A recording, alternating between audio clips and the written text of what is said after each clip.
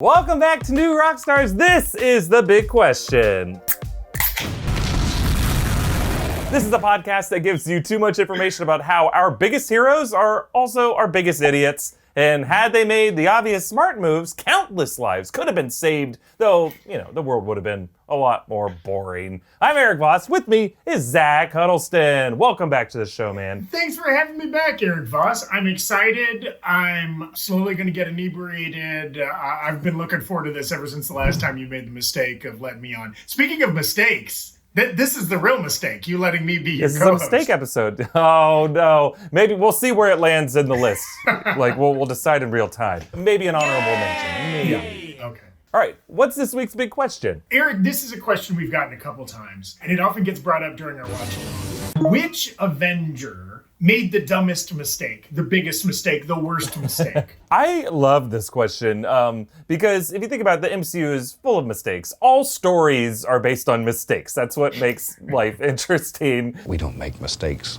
We have happy accidents. You could say it's always a mistake to trust Loki or to experiment with gamma radiation or to recruit Peter Parker to fight with grown-ups. But, those mistakes are worth it. They make the MCU a better place at the end of the day. They define the mistake makers' destinies. Thank God we had those mistakes. But some decisions were so inexcusably short-sighted and frustrating, stupid, permanently devastating that we have to discuss them. We have to learn from these mistakes because they completely defy the character's intelligence level and they lead to needless violence. These aren't just like, a story needs to happen, someone needs to make a mistake. These are ones where no, we already saw you in history learn this lesson. Why are you still making this mistake?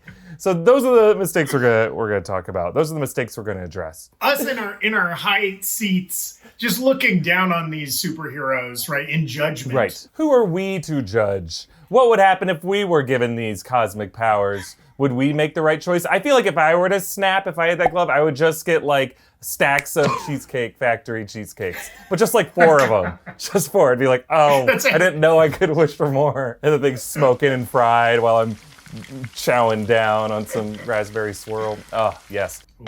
All right, let's start with the first one on our list. We're gonna rank these, start with big ones, and then work our way down to what I think is the worst one. All right, so first, Nick Fury messed with the Tesseract and opened the door to Loki. So we're gonna widen the scope of Avengers to all Marvel heroes. How about that? So here's the mistake, Zach. In Avengers, the first Avengers in 2012, Nick Fury used Project Pegasus and Dr. Erik Selvig, their whole team, to experiment with the Tesseract in an open-day portal through which Loki could arrive and try to conquer Earth. Now, why was this stupid? This isn't just a normal mistake because Fury knew what other dangers are out there after his experiences with the Skrull and the Kree and Captain Marvel in the mid-90s, and he had plenty of ways to better protect the planet. He had Carol Danvers' pager. He could have rang that at any time if he needed help. He had the whole Avengers initiative. He knew who Tony Stark and Captain America were. Why did he need Project Pegasus and the Tesseract to try to fuel these weapons? He was just getting greedy. It was stupid. It's a literal Pandora's box he opened, right? It's a cube. He poked it. He was like, I wonder what kind of hell this could unleash. And he gave it to Dr. Erik Selvig, who we saw in, one of those post-credit scenes. He looked in the mirror. It was Loki. We never really fully understood what that meant because Joss Whedon was just I got my own movie I want to tell. Okay, so what were the consequences? We have to go through the consequences of this decision. Well, I think the biggest one, Thor later in this movie said the Tesseract experimentation essentially sent a message to all the other worlds in the cosmos that Earth was now ready for a new, higher form of warfare, which is a huge deal because that essentially put Earth on Thanos' warpath. They all knew that Earth existed, but now they're they're one of the big boys. Okay, we're gonna come take their Infinity Stones and kill half of them. So really, that was Fury's meddling that kind of started that snowball. Not to mention the Battle of New York killing dozens, costing billions of property damage, indirectly created villains like the Vulture in Spider-Man Homecoming.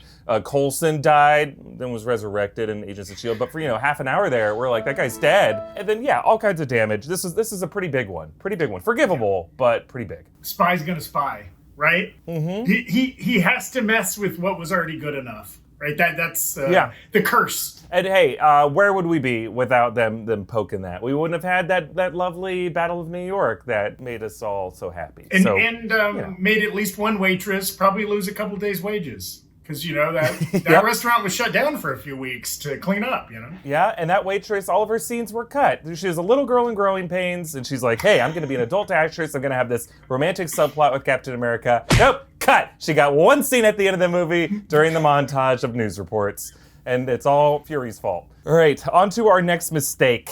This was pretty big. Odin was just a real shitty dad. Dad, you were never there for me growing up. Son, my name Jeff. Dad! So here's specifically what the mistake was here. So Odin created Asgard's worst enemy, Hela, by banishing her and, even worse, pretending she never existed. He never told Thor about her until right before he died, right before she came back. So this is why this is stupid. Odin, as, all father of everyone, lectured Thor again and again all about responsibility, yet he covered up irresponsibly his own dark history. Rather than teach his daughter to be a good ruler when she was his second in command, he freaked out when she got too ambitious, and he's like, go to your room forever. Sealed up that door, and then took all the family photos and painted other people over them, and then never told his other kids that she existed, just sharpening all of her daggers, ready to come back and kill them all. Worst father. So creepy, right? It also, you have to assume, even giving him the benefit of the doubt, that Odin at least learned some lessons from his parenting of Hela, that then he improved his parenting of Loki and Thor. But maybe not. If he was unwilling to even confront the fact that she existed, maybe he just kept making those same mistakes with Loki and Thor, right? I love you, my sons. Psych! That's right. And you know what? The guy's been around for millennia. For thousands of years. You can forgive a father who had a kid too young, and then he's still a kid. He's trying, as an 18 or 19-year-old, trying to raise a kid, and he's still making mistakes in his youth. Odin is thousands of years old, has conquered armies. This guy's no excuse to be an idiot. Oh boy. So what were the consequences of this? Well, of course, Ragnarok. Asgard was destroyed. Mjolnir was destroyed. Hela shattered Mjolnir. She had power over Mjolnir. That's how she was able to destroy it. He didn't specify a subclause of that charm so that she would be removed from the will of that charm. Thor lost his eye. I guess you could argue that Ragnarok was destined to happen. I think this is why this doesn't rank lower. But at the end of the day, the fact that Asgard was out of the way, that's what opened the door for Thanos to start making his moves and gather the stones. It was right after Ragnarok happened where Thanos was like, oh good, no one can stop me now, and started quickly gathering the stones, stone after stone after stone. He wouldn't have been able to do that if Asgard was there to kind of keep him in check. That's why he waited so long. But again, Ragnarok was destined. It was going to happen one way or another, so you get kind of a pass. Worst father of the year. I also like your sub-mistake of Odin forgot to write a bylaw into Mjolnir's enchantment. He could have made any. It was just him whispering into that hammer. No one had him on the clock. You have 240 characters for this one, Odin. Say whatever you want. Yeah, make it specific, bro. Whosoever possesses hammer shall possess the powers of Thor, but not my first daughter. Don't tell Thor that she exists, though. But if she were to happen to catch this mid-throw, it won't work, and she'll have to be banished back. Oh, I ran out of room on this Beep. Oh, okay, I'm gonna erase it and try again. Whosoever. All right, let's move on to one of the biggest idiots in the MCU, Peter Parker. This is why we love him, because he's a brainiac with no common sense, like most teenagers are. This is why he's so great. But this idiot gave EDITH to Mysterio. Huge mistake. Big mistake. Big. Huge. Completely avoidable. In Spider-Man Far From Home, he gave him the sunglasses. He does it in a bar in Europe. No good decisions are made in bars in Europe when you're on a Euro trip. And these were glasses that Stark entrusted specifically to Peter Parker alone. It was Stark's whole legacy. It's priceless tech with the highest security clearance. And he just gave it to this interdimensional warrior he just met. He didn't consult with Nick Fury. And you gotta be honest, Mysterio wasn't even trying that hard. He was like, see, that wasn't so hard. It was like the first night they hung out. It's our second conversation here. Take everything that I own. It's yours now, stranger. And we know the consequences of this, right? Well, a group of criminals had suddenly the power to conjure Avengers-level threats, nearly killed thousands of people in London, or worse. It led to the exposure of Peter Parker's identity, endangering all of his friends, MJ, Aunt May. And worse, I don't think we've seen the worst consequences of this. He led directly to the rise of fake news and conspiracy theories in the MCU that could erode everything in this future going forward. The shocking video was released earlier today on the controversial news website Infowars.com. I like this mistake too, because this is the opposite of most of the other mistakes. Like, this is a mistake of insecurity and not having enough confidence or self-esteem, right? He didn't think he was worthy of the glasses. Like, you think, like, that's a problem with a teenage superhero, right? Like, not feeling, like, good enough or whatever, and he gives it up. Unlike some of the cocky jerkwads that you've pointed out have made some mistakes on the other end of the spectrum, mistakes of hubris. Let's move over to another stupid Peter Quill. This is one you've probably been screaming at this video up until now. Peter Quill punched Thanos, woke him up out of his trance, and ruined Avengers Endgame for all of us. So this was a moment where Mantis put Thanos in the trance, while the other Avengers, Iron Man, Spider-Man, were wrestling that gauntlet. It was so close. We saw his palm. It was just a little bit of sweat clinging that Uru metal to his fingers. And then just Peter Quill, upon realizing that Thanos had killed Gamora, he lost his temper, punched Thanos, woke him up. Thanos punched them all, shook them all off. And that was the closest they got. And they didn't succeed. And the reason I think this is really stupid is, like, in this movie, Peter Quill had plenty of time to mourn Gamora, right? So when Thanos took her away from nowhere, he collapsed to his knees in defeat. There was plenty of time to mourn. At that point, you move on to the revenge stage. You're not mourning. You're not, like, gonna make stupid decisions anymore. You're like, all right, we're gonna form a plan. I'm gonna do this, you're gonna do this, you're gonna do that, and then we're gonna execute this. There shouldn't have been time to improvise there, and he improvised. Don't you think that's like in all these like missing children movies, right? Like, all the parents want is closure, right? They want a body. They want to know that the kid's not still alive out there. We'll keep these lights up until the day I die if I think there's a chance that Will's still out there. That was the moment, right, where Peter Quill went from like assuming she was probably dead, and then he went to knowing she was for sure dead. And that kind of closure just broke him for a second. Hey, you're absolutely right. And you know what? Emotionally justified this was. The reason why it ranks so high, and I think some people think this is the #1 worst mistake. This isn't even #1 for me. Is like the stakes. Like, Peter Quill knew the stakes of this moment, and he gave away the victory. This was like, I'm gonna need your help with the football part of this. This is Seattle Seahawks passing on, yards away from the goal line in the Super Bowl, and it gets intercepted.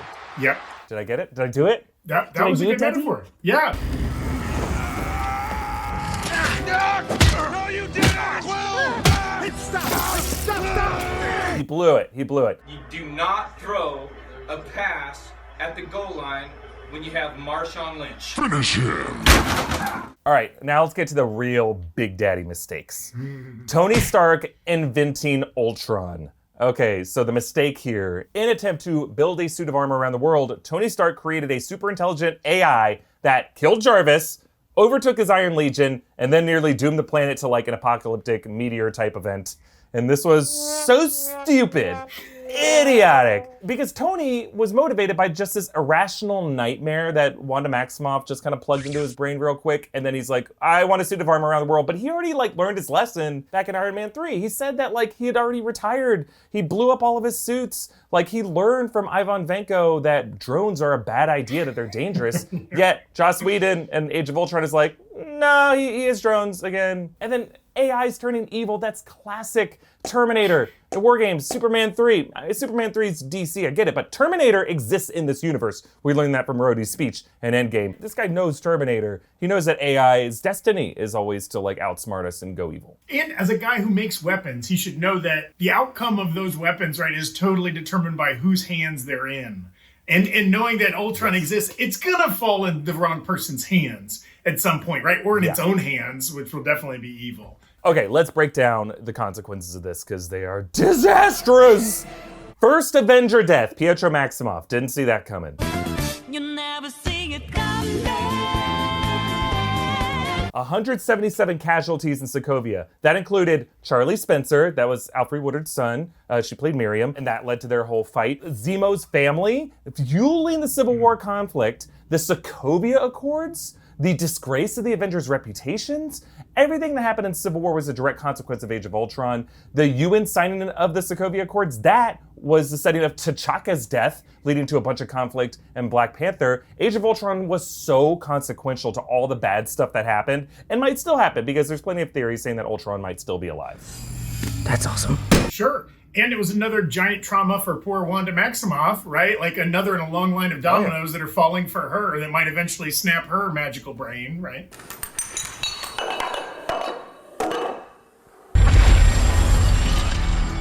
Boom, you looking for this? Yeah, and speaking of her, if he didn't invent Ultron, oh, just think of it. We would have no Civil War, we'd have no Sokovia Accords, the Avengers would be ready for Thanos, but most importantly, we would not have Vision. And that's why this ranks so high, is because Tony Stark was so stupid in inventing Ultron, we had to invent Vision too, and ruin Jarvis, who I think was one of the best characters in the MCU, and we turned him into one of the stupidest, most boring shitheads in the MCU that's overpowered and hurt Rhodey. So, f*** Vision and f*** Stark for making Ultron. Okay, now somebody has to make a reaction video that's your biggest mistakes in this biggest mistakes list, and it's going to be pushing your anti-Vision agenda. Just scroll down to the comments. They're already listing my mistakes in this video. It's fine. The second to worst one. Many of you claim this is the worst mistake, and I hear your arguments, but to me it's not the worst. Thor didn't go for the head. In Avengers Infinity War, famously, Thor spent this whole movie forging a god-killing weapon, nearly dying doing so. And then he'd let his petty, selfish vengeance against Thanos get the best of him. He chose to drive Stormbreaker into Thanos' chest just to make Thanos feel that pain instead of giving him a quick death, ending the war quickly, maybe even just cutting off his arm. That would have worked too. Yeah. But by doing so, he gave Thanos just enough time and energy to snap everyone half of everyone out of existence. It's also for Thanos literally has bare arms, no helmet on at this point. And so where does he swing the axe? A part that's still covered in armor. Yeah. Or at least has he has his like kind of Thanos tank on, beach ready, sun's out, guns out, yeah. And like Peter Quill, Thor knew the stakes of this moment. He knew what it would mean if you didn't take your time, but he did it anyway. He was being immature. However, one of the reasons this isn't number one for me is many have argued that Thor's aim was off. He only had one eye, and there was a specific moment at the end of Thor Ragnarok where he throws something at Loki. Normally it went right through Loki. This time it went to Loki's side, and he caught it, showing that his aim was skewed by his depth perception issues. Depth perception doesn't mean right or left. He aimed too low. I think he deliberately went for the chest. I don't think it was an accident. Yeah. Well, and because he talked a little shit while he was driving the axe in there, right? What did Thor say? I told you. You die for that. He wanted to drag it out, whereas he should have just gone, like Quill, right? Like both of them let their passion for vengeance take over their smart murder brains. So the blood of half of everyone, Vision, well, he doesn't have blood, but the gears of Vision. But in Endgame, Natasha, Tony Stark, they stay dead. Those deaths are on Thor's hands. Morgan Stark grows up without a father because of Thor's poor decisions. Wanda, Maximoff is gonna need therapy. She's probably gonna rip the universe apart in WandaVision. That's all Thor's fault. At the end of the day, it's Thor's. It's a lot of people's fault. It's Thanos' fault more than anyone. But if Thanos did something wrong, so did Thor. I mean, and also Thor paid a price, right? His waistline certainly did. Oh yeah, absolutely. And that brings us to our worst mistake in my view. And hear me out on this. Howard Stark and Peggy Carter let Hydra take over S.H.I.E.L.D. Now, this is why this is such a huge mistake. Despite working closely at the core of S.H.I.E.L.D. for decades, they were founders of S.H.I.E.L.D., Howard Stark and Peggy Carter failed to see Hydra's takeover of S.H.I.E.L.D. and its ongoing corruption of all world political events. Now, you could also argue Nick Fury and Maria Hill are also responsible. They were running S.H.I.E.L.D. in the later era, but maybe if they had been more transparent, they might have seen it sooner. They like to play everything close to the chest. Here's why this was stupid. Howard and Peggy recruited Arnim Zola via Operation Paperclip, and they gave him direct access to their servers. Now, you could say, yes, this did kind of happen in real life. The US did recruit German engineers like Werner von Braun under Operation Paperclip, but Von Braun was not in the Nazi high command like Zola was for Hydra. Zola was the number 2. He was like the Himmler of Hydra. He should have been executed at Nuremberg for what he did. There were SS officers who did far less than Zola did, who hung at Nuremberg. Real-life German scientists who were recruited under Operation Paperclip, they were given close oversight, limited security clearance. And then in Endgame, Zola was just wandering around Camp Lehigh. Looking for Dr. Zola, have you seen him? That guy should have had an MP escort with him at all times. I like this, because this is also, much like Nick Fury, a mistake of ambition. Oh, here's this scientist that can do stuff that we can't do. We gotta bring him in. Damn the consequences, right? I mean, Howard Stark is brilliant. This guy invented like arc reactor technology. He didn't need him. He didn't need Zola. They already defeated Hydra. And Hydra was using the same kind of Tesseract tech that he now had. He didn't need Zola for that. Is there any evidence, right? Like, some people have made the argument that, like, NASA, we wouldn't have gotten to the moon certainly as quick as we did if we hadn't have, let those Nazi scientists help us or whatever, right? Is there any evidence that Zola did anything to benefit S.H.I.E.L.D. or the U.S. beyond uploading himself into a computer that'll live in a dot matrix world forever? He was spending a lot of time doing that he wasn't spending like fixing the world's problems, right? So far, no. Now, maybe we'll learn in some future that Zola was instrumental in DARPA and creating the early years of the internet. Doubtful. I mean, Howard Stark was way ahead of this. And you know what? When we recruited Werner von Braun, we were in a Cold War with Russia. They were recruiting just as many scientists they could get their hands on. And there was a space race, there was a ticking clock, there was an arms race. The US wasn't they didn't recruit Zola to try to beat the Soviets. They were getting greedy. Again, they were getting greedy. And the reason I think the stakes are so high on this one, the consequences, Project Insight nearly killed millions of people. And it was a matter of seconds that Captain America was able to switch out those drives. And then Hydra, in that movie, was hinted at to be behind dozens of worldwide terrorist events, financial crises, millions of lives ruined, millions of people died potentially.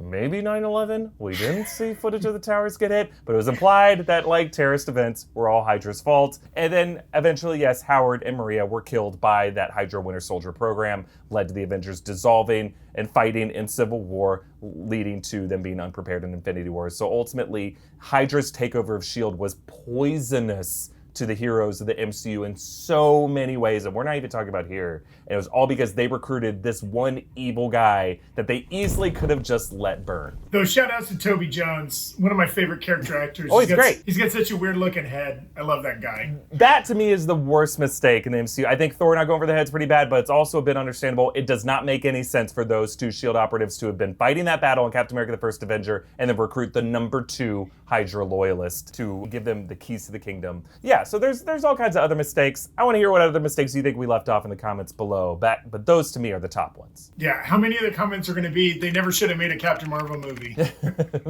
Hey, we're talking about in-universe mistakes. We can't speak on behalf of Kevin Feige. All kinds of mistakes were made there. Edgar Wright, and we can go on and on. But first, before we continue with some bite-sized questions that Zach's going to answer, we want to thank our friends at Coors Light for helping us make this episode. So it's no secret that this summer is pretty different. Lots of things we normally do during the summer aren't really happening. But summer itself is not canceled, Zach. Coors Light wants to help you chill this summer, take a break from the stresses and pressures of daily life. And I am a big fan of Coors Light. My father's family is from Colorado, so I've been tapping the Rockies since I've been of legal age. I enjoy its smooth, refreshing flavor. I'm not hanging by the pool or going to the beach this summer. I'm rarely did that even in a normal summer, but like you and I have participated along with some other folks in like some Zoom game nights where I have definitely cracked open a cold Coors Light to enjoy that. Even though I'm just staring at my laptop, it's been nice. There have been times where we're playing werewolf and everyone thinks I'm a townsperson, but they think I'm the werewolf or the mafia or whatever it is, and I get voted out early, and then I just have to sit and wait and watch people's reaction for about 20 minutes, crack open one of these, and I'm good to go. I think your reputation hurts you, Erik, in games like Mafia or Werewolf, because you're always taking notes and people assume you're so smart that you're playing 3D chess, and so they always vote to kill you first. They're like, whatever he's doing, he's taking this too seriously. He's got to go. It's the same reason why a lot of movie theater ushers throw me out. They're like, what is that idiot fiddling with? I'm like, I'm just taking notes for my YouTube channel. And they're like, get out of here. So the new Coors Light Summer can does the work for you. It features sunglasses that literally turn blue when the beer is cold and ready to drink. It really is a perfect beer for chilling as it's cold, crisp, really just 105 calories, which is crazy. So that is why Coors Light is the one I choose when I need a moment of chill. So when you need a moment to reset the summer, reach for the beer that's made to chill. You can have Coors Light delivered by going to get.coorslight.com and finding local delivery options near you. Celebrate responsibly. Coors Brewing Company, Golden, Colorado. My can's extra big because I like how small it makes my hands look. Tiny, tiny hands. All right, we also want to thank Audible for sponsoring this episode. Listen to the new Audible original, The Sandman, based on the best-selling DC graphic novels written by Neil Gaiman, which were hailed by the Los Angeles Times Magazine as the greatest epic in the history of comic books. And I'm inclined to agree. Neil Gaiman is amazing. So I'm so excited to check out the Sandman's audio version on Audible. This audio adaptation is decades in the making, stars Professor X himself, James McAvoy, in the title role. Follow Morpheus, the Dream Lord, as he's pulled up from the dream realm and imprisoned on Earth. And when he finally escapes, he must restore his power to rebuild his dominion. That's just the start. It's featuring powerhouse ensemble casts including Riz Ahmed, Kat Dennings, Michael Sheen, and more. In your wildest dreams, you've never heard anything like this. Listen now, only on Audible. Go to audible.com/thesandman. Okay, now we're gonna move on to some bite-sized questions that Zach is gonna answer for us. You ready, Zach? Yes. I'm ready to take a bite. So first question, can Captain America's shield be melted? So this is a good one, and I don't have a specific person that asked this question, but we've kind of seen similar ones pop up on Twitter and Patreon Discord before. And it's a good question because we've seen Cap Shield damaged, right? Like Thanos hacked it practically in half. We also saw T'Challa put some kind of scrapey marks in it, but we've never seen it like melted. And when you're dealing with a metal, right? Well, in theory, at some point it had to be forged, right? It had to be maybe in a molten state. So can it be put back into that molten state? And of course, as you've done videos recently about the shield, in the MCU, Cap Shield is made of vibranium alloy, right? That Howard Stark cobbled together with nothing but a hammer and a box of scraps back in 1940, whatever, right? Now, and that's very different than the comics where it's made of proto-adamantium. And so, like, I'll talk about both a little bit because we know a lot less about it in the MCU version. Obviously, the shield's been around for decades and there's been a lot of storylines that have rotated around it in the comics. In the movies, we don't know. We don't know exactly how Howard Stark was able to forge that original shield with the entire world's supply of vibranium outside of Wakanda, which, what a terrible use of a precious resource. Use it for they just use it for bullets. Just make, 100 bullets. You could sell each of them for $2 million at least. Yeah, instead, just a big throwable discus. But whatever. Hey, I'm not here to judge. That's your job, Erik Voss. Part of the explanation that might make sense for the MCU that it's not meltable, right? And how he was able to forge it to begin with, we can kind of take from the comics, right? In the comics, basically, the original shield was forged with a little bit of science, a little bit of magic. The scientist who was making it fell asleep, and when he woke, there was a shield. Somehow, this problem he'd been trying to solve for a long time just was fixed as he was asleep. His wizard roommate cobbled it together while he slept. Yeah. Yes. And he was never able to replicate it after that, right? So maybe there's a little bit of that with Howard Stark, right? Like, it's early days of 20th century science. There's all kinds of whiz-bangs and gizmos and whatever. Somehow it magically appeared, never able to reappear, right? Smoking was my only vice, but now it isn't true. Also, in the comics, proto-adamantium, in all adamantium, has this special property that basically, once it's turned solid, it can never be melted ever again. So it can be like melted down a first time, and then after that, like once it's coated Logan's bones, or once it's formed into Cap Shield, that's the form it's always going to be, and no amount of heat, like even Human Torch going nuclear heat, can melt it back to a liquid form. But there have been, obviously, again, a ton of comic book storylines, and the shield, all kinds of crazy stuff has happened to it. In general, anybody that can manipulate like molecules or reality can mess with the shield. Not through just getting it crazy hot, but just, through distorting the quarks or whatever that make up the shield. So somebody like a Molecule Man, yes, it won't get, ever melted because it's super special unobtainium, but like there is some equivalence in real life. And I just want to point out again, the adamantium vibranium connection that you've talked about before in X2, William Stryker, right? When he's quoted talking about the Weapon X program, where they put the adamantium onto Logan, Wolverine, right? The tricky thing about adamantium is that if you ever manage to process its raw liquid form, you got to keep it that way, keep it hot, because once the metal cools, it's indestructible. So again, if we assume that vibranium in the MCU is kind of the equivalent of adamantium in the comics, then great, there's your answer. Can't melt that son bitch. Good answer. All right, next question. Is there a real-life Tony Stark? And could he afford to make that tech? Okay, so of course there's not a real-life Tony Stark, and thank Damn it. God, right? We don't want to do in an indestructible metal suit with rockets and shit, okay?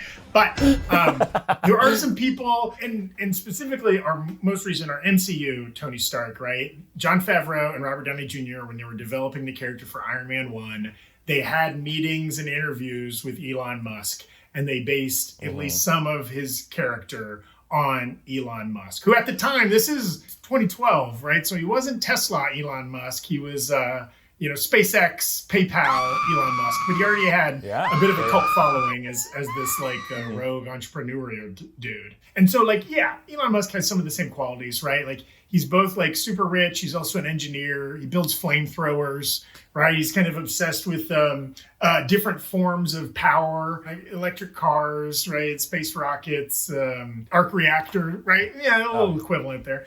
And of course, he's also a billionaire, or at least like 100 millionaire. He's pretty rich. Right. But if we're just saying like people who are wealthy enough and maybe crazy enough to pull off like Tony Stark level stuff, Forbes magazine did this thing where they estimated the net worth of like fictional characters like Bruce Wayne and Professor X and whatever. And they guessed that Tony Stark was worth about $12.4 billion, which is an absurd amount of money, right?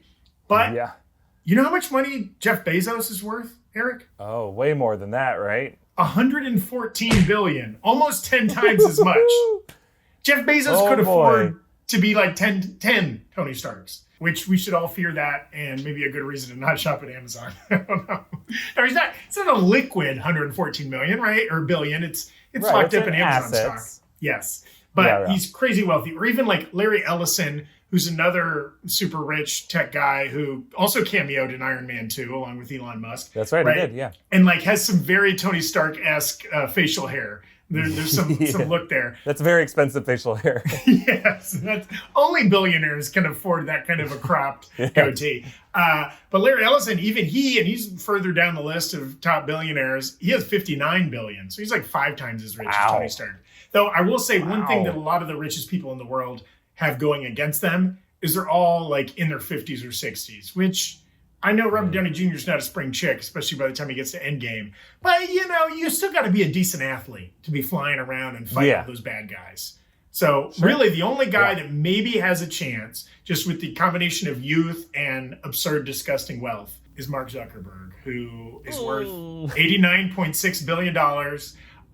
Seems to be probably a putt.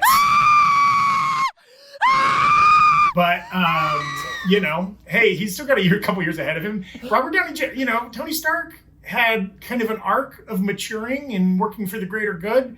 Maybe Zuck will do the same thing. I don't know. We can hope. We can pray and hope that he's just at the beginning of his 3-act journey. Yeah, he's still in the first 5 minutes of his movie, okay? Social Network is like 18 hours long. Okay, so we have now come to time for our final Box of Scraps question.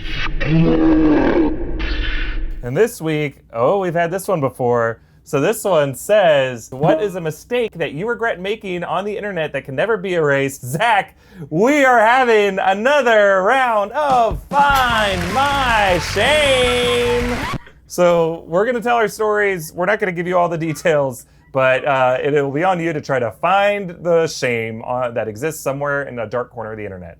Zach, what do you got? I probably went through 6 blogs in 2 years.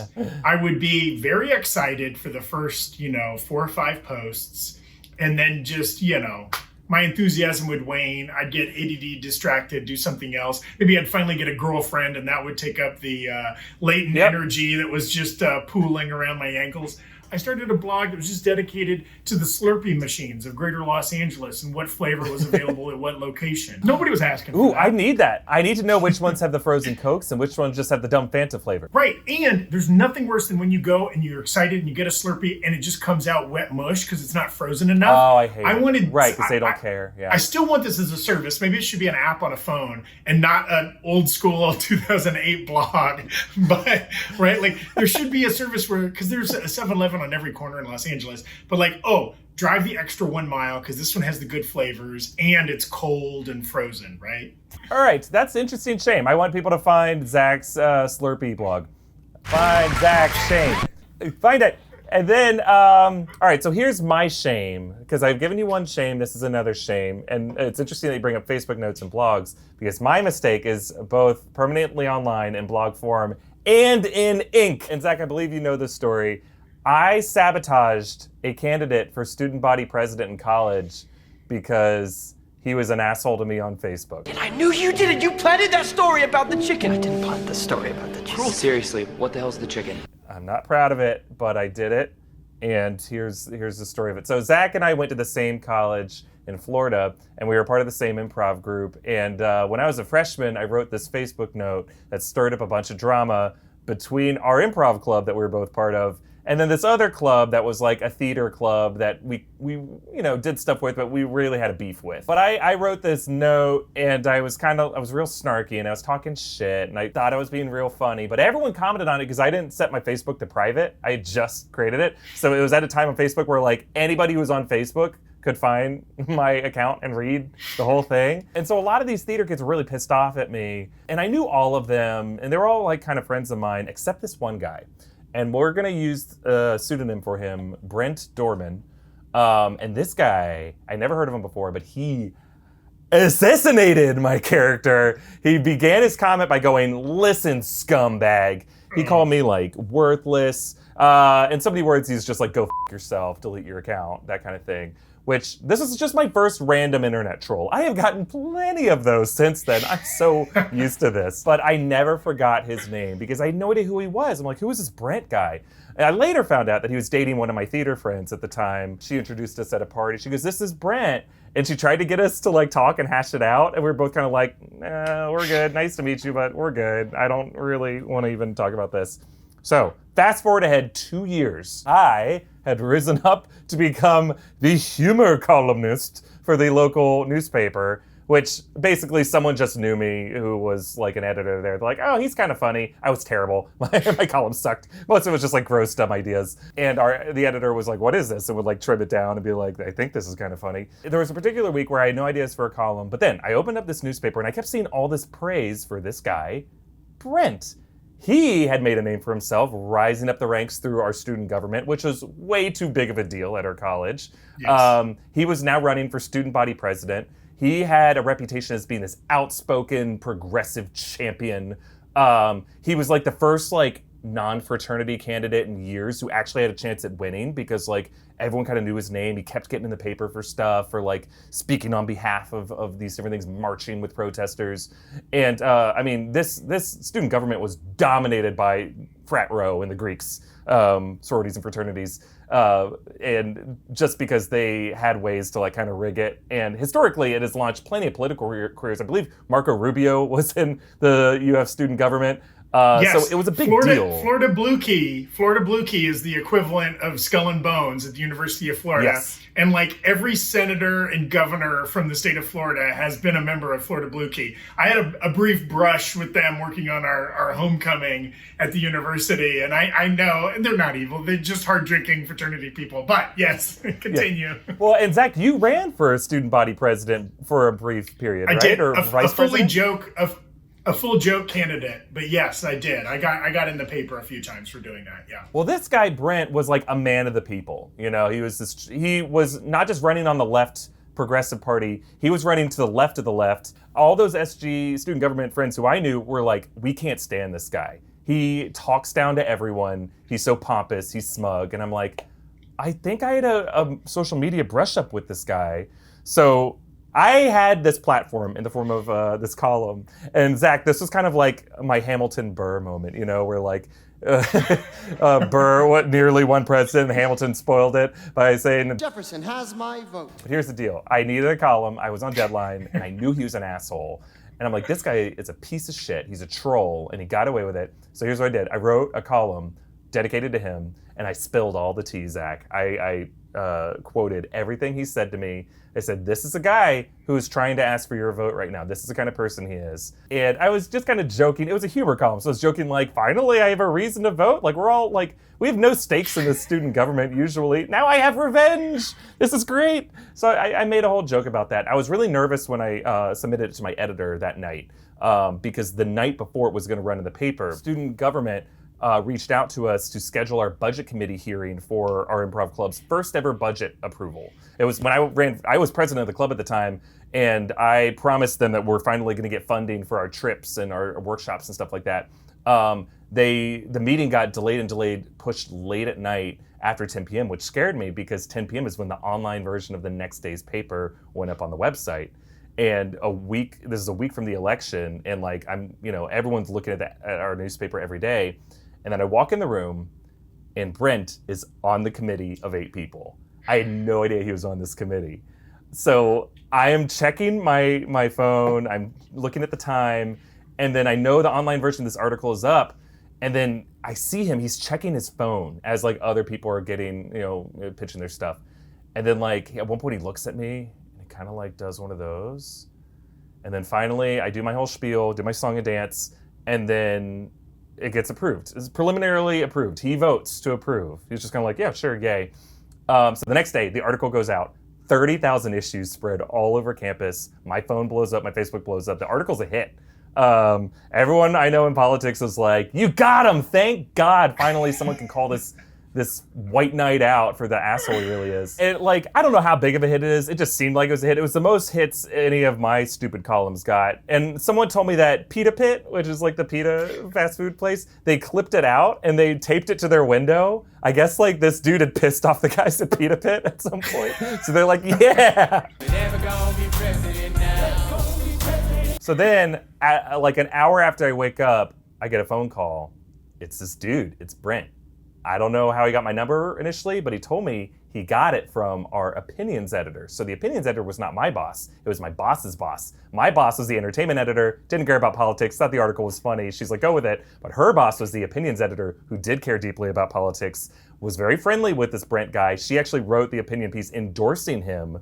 So he tells me, he goes, I was shocked to see your column, because I had never heard of you, which motherfucker, you just saw me last night, but whatever. But mostly I'm surprised that your editor failed to fact check it, because I never wrote that comment, and I would have been happy to explain this had anyone reached out to me.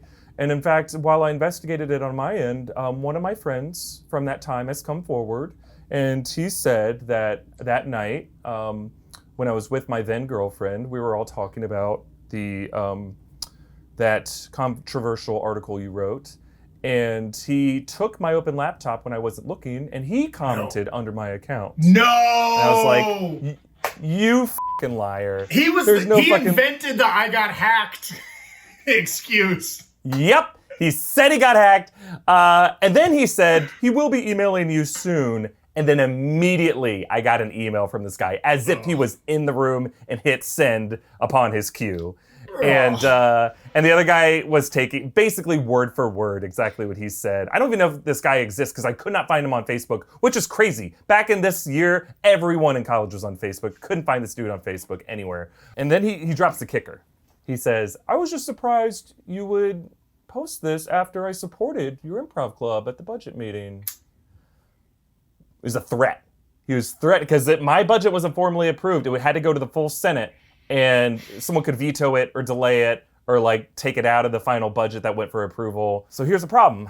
I had no way of knowing what the truth was. I had 2 people who could come forward and say I was a liar. So here, Zach, is where I made my mistake. Here was my shame that you can find if you look hard enough. Since I was worried about the funding for our improv club just being blocked, me pissing off everyone in my club, I agreed, he made this request to me, I agreed to write a follow-up to the paper's opinions editor that would run the next day. So I wrote this up, I made it real jokey, I just kind of updated people on what he said, what his claim was, and how like it's impossible to know the truth, and really all politics is bullshit, and this has gone too far, and like, trolls are gonna troll. You know, it's like making a bunch of jokes. Well, the next day, this is what happened. The follow-up ran, but the opinions editor shortened it by half. She took out all my jokes, and it was buried on the opinions page underneath another article that was 3 times longer, a letter to the editor written by Brent. She didn't tell me that she was gonna give him, she put our articles side by side to say, let them, you decide who's telling the truth. His article denied my claims. He called my voter apathy corrosive to democracy. It's just like, oh God.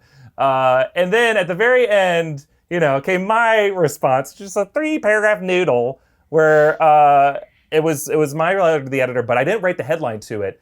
The editor wrote this headline: Brent Dorman didn't write comments, making it look like I had apologized and I had like retracted what I said, which is not what I said at all. They completely mischaracterized what I said, but I couldn't complain. I couldn't do anything because according to the opinions editor, she was my boss's boss.